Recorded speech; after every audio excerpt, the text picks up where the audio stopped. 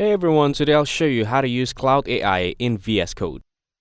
First, install Visual Studio Code and ensure Node.js or Python is set up, depending on your development environment.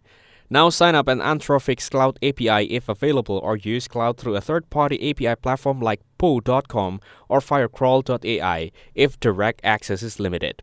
Then open VSCode, Code extensions, Ctrl plus Shift plus X, and install a plugin like REST Client, Thunder Client, or ChatGPT or Cloud integrations if available. Here, create an API key from the cloud provider platform and store it securely in .env or VSCode secret manager if supported. After that, use a a.http file or a custom script in VSCode to send a POST request to Cloud's endpoint with your prompt, headers, and modal parameters.